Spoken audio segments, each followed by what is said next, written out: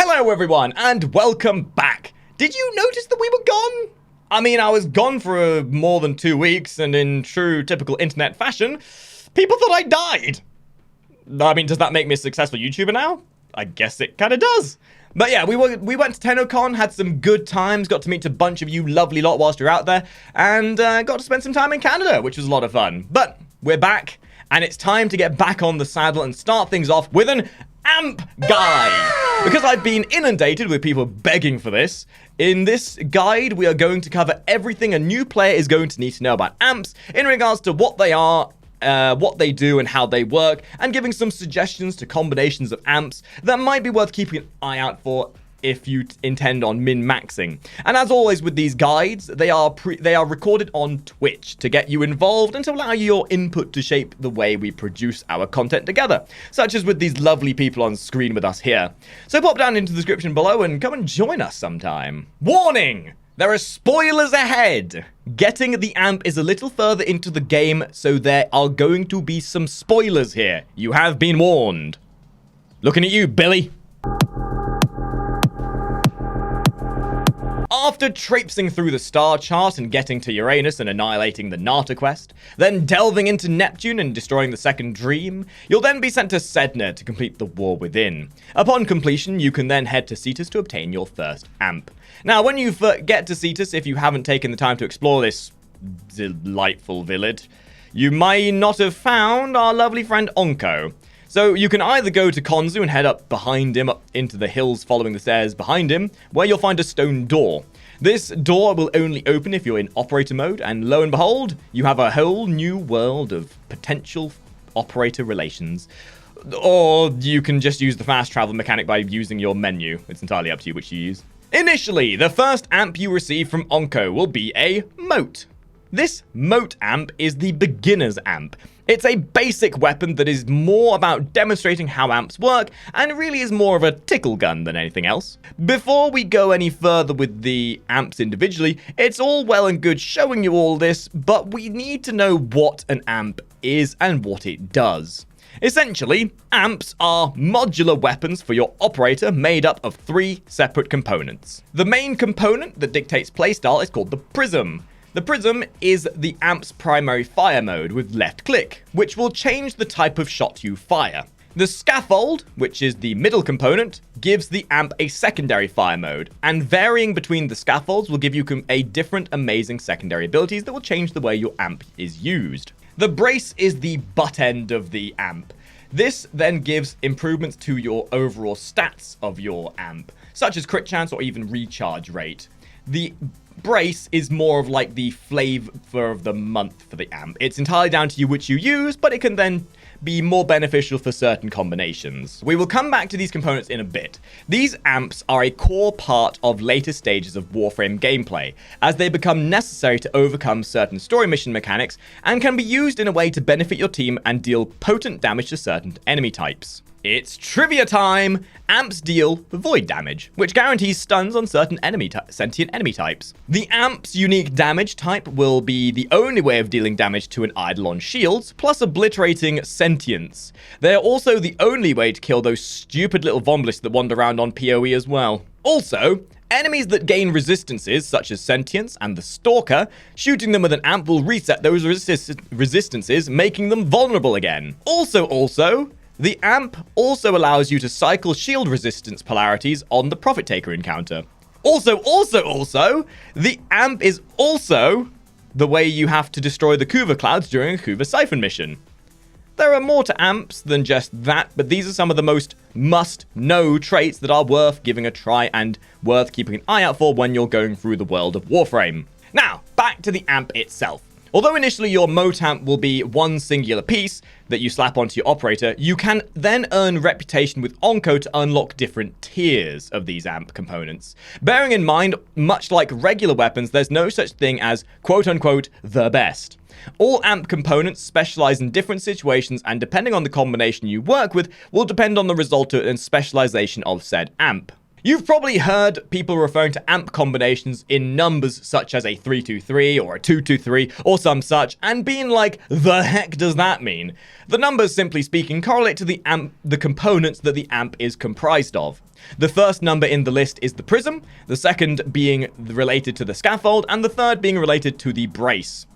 It's not quite so confusing when you put it into that sort of simplistic fashion, is it? As of this video, there are currently 7 tiers of amp, but DE does have a tendency of adding more every now and again, so if there does end up being more in the future, then I'll make a video covering what they've added to the amps at that stage.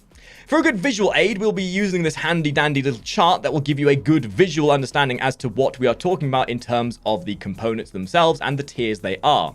Bear in mind that the C stands for Cetus and the F stands for Fortuna. So for your tier 1, 2, 3, and 4 amp components, you'll get them from Onco on Cetus. Keeping in mind to level up Onco's reputation, you will need to hand him sentient cores, which come from the Eidolons and any given sentient like the Vombalists. Then for your tier 5, 6, and 7 amp components, you will get those from Little Duck on Fortuna. Bearing in mind to raise her reputation, you'll need to be giving her toroids to level her up.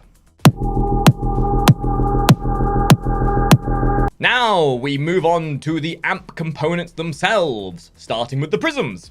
The tier 1 prism is called the Raplak Prism, which fires a rifle-type shot that is based on hit scan, and is a very good prism for beginners as you can treat it like a traditional Warframe rifle. It also then has a very good range to it as well. The tier 2 prism is called the Schwack Prism, which fires a shotgun-type short-range widespread burst shot. Similar to an Arcoplasma in the way it fires, this is also a great beginner prism as it can be used to cleave down large clumps of enemies, and is good to spread status effects. Keeping in mind, status effects when it comes to amps are a very high, in-depth subject to go into, so that would be a secondary video we would cover later down the line, just so you're aware, rather than people going by, Makari, what about status effects on amps? We're gonna get to it, don't worry, just in a different video. The tier 3 prism is called the Granmu Prism, which fires projectile energy grenades that have an arcing trajectory that can be used to bombard areas at a distance and deal area damage. A fun amp component and one that scales great with crit damage. The tier 4 prism is called the Rahn Prism. Added later than the initial release of the amps, this is a fun prism that fires a machine gun type barrage of laser shots that has slightly lower base damage but works really well for clearing low level missions and has a low energy consumption so you can keep firing for long periods of time. The tier 5 prism is the Cantic Prism, which fires a similar shot to the Raplak Prism in the type of shots that it shoots, but instead it does these shots in a burst fashion, much like a burst on. The tier 6 prism is the Lega Prism, which fires a beam of void fire similar to a flamethrower that spreads into a cone with a range of 28 meters. I mean, it's a flamethrower. What more can you say about it? It's a freaking flamethrower with void energy. It's pretty damn cool. And the final prism, the tier 7 prism, is the Klamora Prism. If I say prism one more time, I swear to goodness. Basically, this turns you into Goku charging a Kamehameha.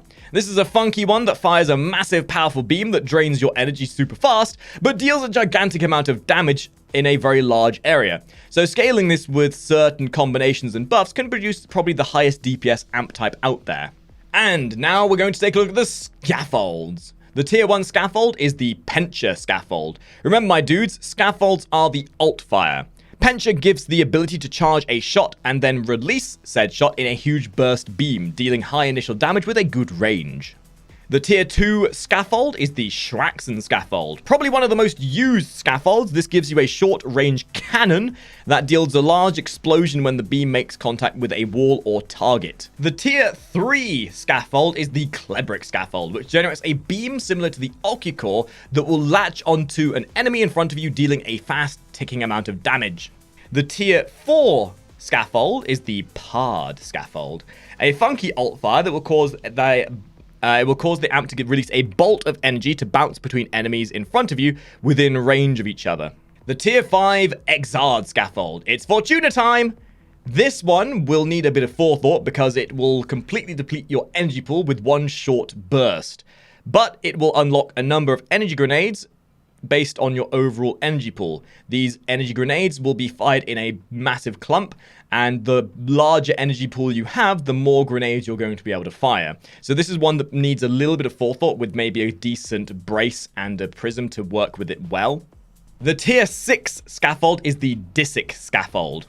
This is probably one of my favorite scaffolds for just the hilarity of it. It releases an initial grenade that will explode in an 8-meter radius and will then release a number of smaller grenades similar to the Tsar. The tier 7 scaffold is the Propa Scaffold, and this last little guy is a fun one that releases an explosive that will lay on the ground and then explode after a short amount of time, or explode if it comes in contact with an enemy. And last but not least, we're going to have a quick brief look over the braces. The braces are more of a personal preference here. So we're just going to give you a quick handy visual for these. Pretend you're at a candy store. Just choose the one you think would suit you best. Personally though, for general content and raw damage and scalability, I'd suggest either the Rahn brace, which is a 12% crit chance and status chance for your amp, or the Certus brace, which is a flat 20% crit chance benefit. But again, the braces often will work better depending on the combination. For example, if using the Plaga brace, that would work well for high energy consumption amps, because it gives you more energy and a better recharge. TLDR, use your personal preference and figure out which one will work better for the prism and the scaffold you're using. And by last, but most certainly not least, I'm going to give you some suggestions on amp combinations that work well in different situations. One of the first amp combinations that you should aim for if you have access to Cetus is the 3-2-3. This is the Granmu Prism, the Schwaxen Scaffold, and Rahn Brace. This is something you'll get access to before Fortuna, and this is what would be quote-unquote the meta of early game amps, as it works well towards Eidolon hunting and scaling for higher level content, having a high crit chance and status chance from the Rahn Brace, and the high base damage of the grenade-type shots that come from the primary and secondary fire. This can be very potent for clearing waves of enemies and giving some good range as well. You can make this build even better, in my opinion, by adding the tier 7 Certus brace and swapping out that status chance for a flat crit improvement. This is going to work wonders, especially versus Eidolons.